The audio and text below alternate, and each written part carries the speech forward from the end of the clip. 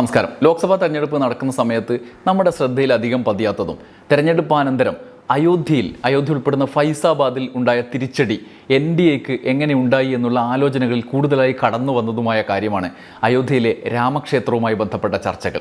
രാമക്ഷേത്ര നിർമ്മാണത്തോടനുബന്ധിച്ച് അവിടെ പ്രാദേശികമായി തകർത്തെറിഞ്ഞ ചെറിയ ക്ഷേത്രങ്ങളുടെ കഥകൾ ഒന്ന്. രണ്ടാമത്തേത് അവിടെ നിന്ന് കുടിയൊഴിപ്പിക്കപ്പെട്ട രാമക്ഷേത്ര സ്ഥലത്ത് അത് നീണ്ട ഏരിയ ഏറ്റെടുക്കുന്നതിൻ്റെ ഭാഗമായി കുടിയൊഴിപ്പിക്കപ്പെട്ട് പെരുവഴിയിലായ മനുഷ്യരുടെ കഥകൾ. മൂന്നാമത്തേത് അവിടെ നിന്ന് ആളുകൾ കുടിയൊഴിപ്പിക്കപ്പെട്ടുവെങ്കിലും അവിടെ നിന്ന് ഏറ്റെടുത്ത സ്ഥലം ആരാണ് കൈക്കലാക്കിയത് എന്നുള്ള കാര്യങ്ങൾ. ഇങ്ങനെ വലിയ തോതിലുള്ള ചർച്ചകൾ നടന്നിരുന്നു. ഇതുമായി ബന്ധപ്പെട്ട് ഇന്ത്യൻ എക്സ്പ്രസ് കഴിഞ്ഞ ദിവസം പുറത്തുവിട്ടൊരു വാർത്ത ശ്രദ്ധേയമാണ്.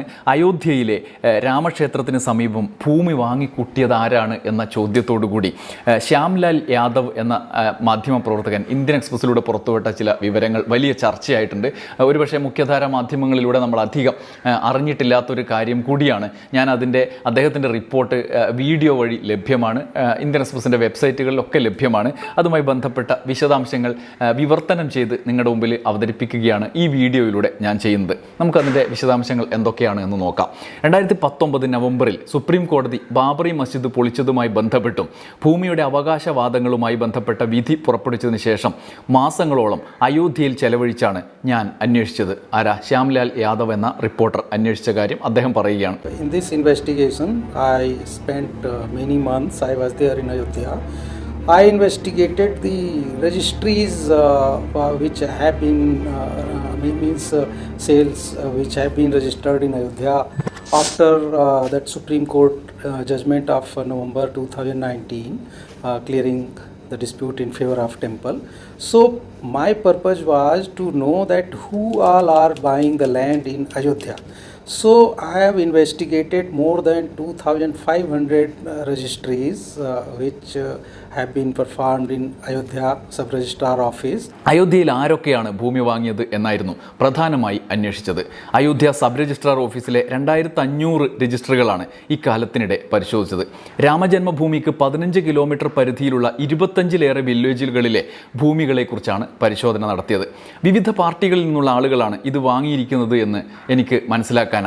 ഇതിലൊന്ന് അരുണാചൽ പ്രദേശിൻ്റെ ഉപമുഖ്യമന്ത്രിയാണ്.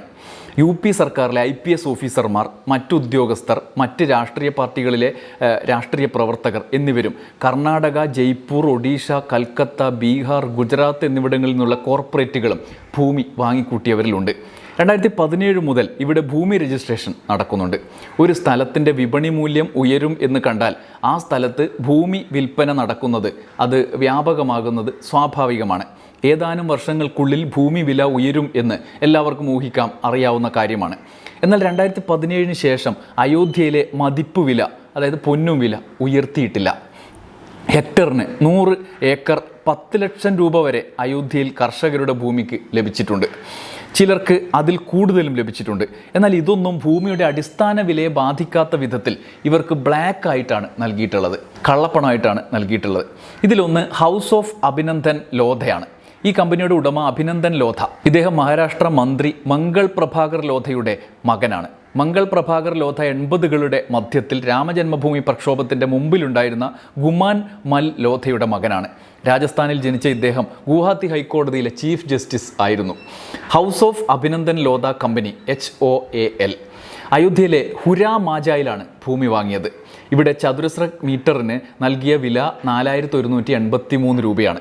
ഇനി ഇത് എത്ര വിലക്കാണ് വിറ്റത് എന്ന് നോക്കുക. ഈ വർഷം 16 ജനുവരിയിൽ ഇവർ ബിഗ് ബി അമിതാഭ് ബച്ചനുമായി ഒരു എഗ്രിമെൻ്റ് ഒപ്പിട്ടു. അതിൽ 499 ചതുരശ്ര മീറ്ററിൻ്റെ 2 പ്ലോട്ടുകളാണ് വിറ്റത്. ആകെ 998 ചതുരശ്ര മീറ്റർ. ഇതിന് എഗ്രിമെൻ്റ് അനുസരിച്ച് വാങ്ങിയ വില 9.08 കോടിയാണ്. സ്റ്റാമ്പ് ഡ്യൂട്ടി ഉൾപ്പെടുത്താതെയുള്ള വിലയാണിത്. അതായത് ചതുരശ്ര മീറ്ററിന് 82,766 രൂപ.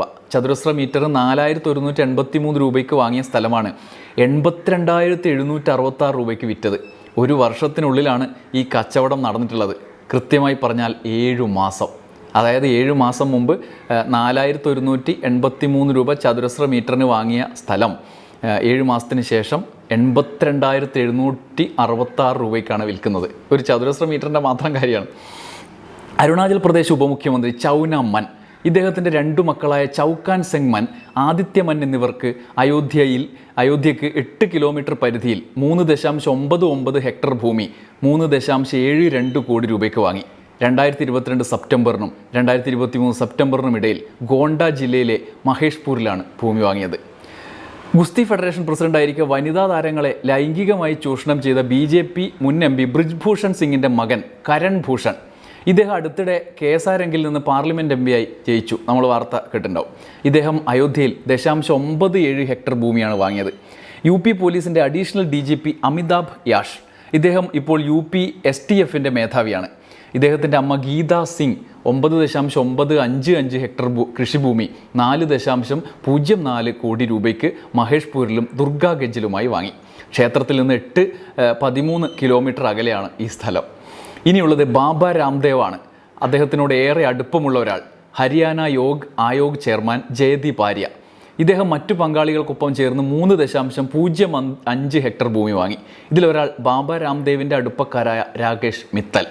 UP BJP MLA Ajay Singh, ഇദ്ദേഹം അടുത്തുള്ള ബസ്തി ജില്ലയിൽ നിന്നുള്ള MLA ആണ്. മറ്റൊന്ന് അദാനി ഗ്രൂപ്പാണ്. ഇവരുടെ ഹോം ക്വസ്റ്റ് ഇൻഫോസ്പേസ് അയോധ്യയിൽ വാങ്ങിയത് 1.4 ഹെക്ടർ ഭൂമിയാണ്. 3.55 കോടിയാണ് ഇതിന് മുടക്കിയത്.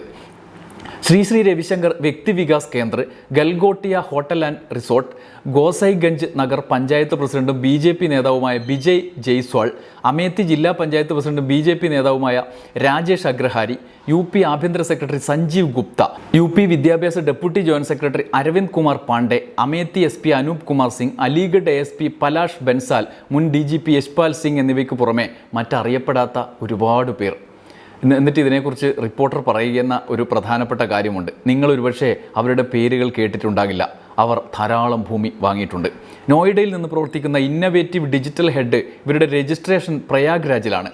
ഇവർ 29 കോടി രൂപയ്ക്കാണ് ഭൂമി വാങ്ങിയത്. ചതുരശ്ര മീറ്ററിന് 2930 രൂപയ്ക്കാണ് സ്ഥലം വാങ്ങിയത്. റെസിഡൻഷ്യൽ ഏരിയയിൽ പഞ്ചനക്ഷത്ര ഹോട്ടൽ പണിയാനാണ് ഇവരുടെ ഉദ്ദേശം. സാവർധിയ ഡെവലപ്പേഴ്സ്, ഇവരുടെ ഒരു പാർട്ട്ണർ കർണാടകയിലും മറ്റൊന്ന് രാജസ്ഥാനിലുമാണ്. ഇവരും ഏക്കർ കണക്കിന് ഭൂമി വാങ്ങി. പട്ടിക വളരെ നീളമുള്ളതാണ്.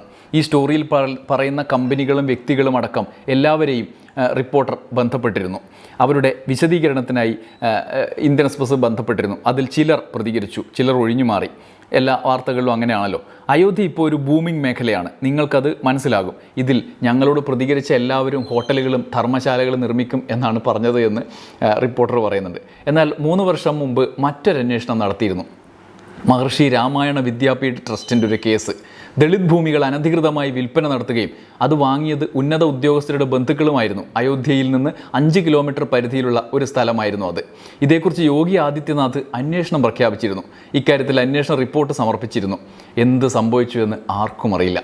ഇക്കാര്യത്തിൽ UP സർക്കാരിന് വിവരാവകാശ പ്രകാരം അപേക്ഷ നൽകിയെങ്കിലും റിപ്പോർട്ട് സർക്കാരിൻ്റെ പരിഗണനയിലായതിനാൽ വിവരം നൽകാൻ കഴിയില്ല എന്നാണ് വ്യക്തമാക്കിയത്. നിങ്ങളുടെ കയ്യിൽ പണമുണ്ടെങ്കിൽ നിങ്ങൾക്ക് ഭൂമി വാങ്ങാം. അതിലാർക്കും ഒന്നും പറയാനില്ല. ഈ വാർത്ത ഒരു ഫോർ യുവർ ഇൻഫർമേഷൻ സ്റ്റോറി മാത്രമാണ്. ഏതൊക്കെ ആളുകളാണ് അയോധ്യയിൽ ഭൂമി വാങ്ങിയത് എന്നും അവർ എന്തു ചെയ്യുന്നു എന്നും നിങ്ങളെ അറിയിക്കുക മാത്രമാണ് ചെയ്യുന്നത്. ഇതിലൊരു തട്ടിപ്പുണ്ട് എന്ന് ഞങ്ങൾ ആരോപിക്കുന്നില്ല. അയോധ്യയിൽ നടത്തിയ അന്വേഷണത്തിൽ വലിയൊരു പട്ടികയാണ് ലഭിച്ചത്. ഇതിലെ ഡോട്ടുകൾ പൂരിപ്പിച്ചാൽ മറ്റൊരു ചിത്രമായിരിക്കും ലഭിക്കുക. ഞങ്ങൾ വായനക്കാരെ ഈ വിവരം അറിയിക്കുന്നു എന്ന് പറഞ്ഞുകൊണ്ടാണ് ഇന്ത്യൻ എക്സ്പ്രസിൻ്റെ ഈ അന്വേഷണാത്മക റിപ്പോർട്ട് ശ്യാംലാൽ യാദവ് എന്ന ഗംഭീര റിപ്പോർട്ടർ അവസാനിപ്പിക്കുന്നത്. This is just FYI for your information story that किस तरह के लोग अयोध्या में बसना चाहते हैं और वो क्या उनका प्लान है, वो क्या करना चाहते हैं, हम वो दिखाना चाहते थे. हम इस स्टोरी में हमें कोई स्कैंडल नहीं दिखाना है. We are not accusing anyone of any wrongdoing. We are just telling our readers that these are the people who have bought land in Ayodhya, who want to settle in Ayodhya. അവിടെ ഭൂമി വാങ്ങിയതും വിറ്റതും ഇപ്പോൾ ആ ഭൂമി ആധിപത്യത്തിലാക്കിയിരിക്കുന്ന ആളുകളുടെയും വിശദാംശങ്ങളാണ്. നമുക്ക് ഊഹിക്കാം എന്താണ് നടന്നത്, എങ്ങനെയാണ് ഇനി നടക്കാൻ പോകുന്നത് എന്ന് ഊഹിക്കാം. അതേസമയം ഈ ക്ഷേത്രം വരുന്നതിൻ്റെ ഭാഗമായി കുടിയൊഴിപ്പിക്കപ്പെട്ട ആളുകൾ ഇപ്പോഴും ടെൻറ്റുകൾ കെട്ടി തെരുവുകളിൽ താമസിക്കുന്ന ദൃശ്യങ്ങൾ, ഒരുപക്ഷെ തെരഞ്ഞെടുപ്പ് കാലത്തൊന്നും ആരും കാണാത്ത ദൃശ്യങ്ങൾ ഏതെങ്കിലും ചാനലുകളുടെ യൂട്യൂബ് പേജിൽ മങ്ങാതെ മായാതെ ആരും കാണാതെ അവിടെ കിടപ്പുണ്ടാവും. നന്ദി, നമസ്കാരം.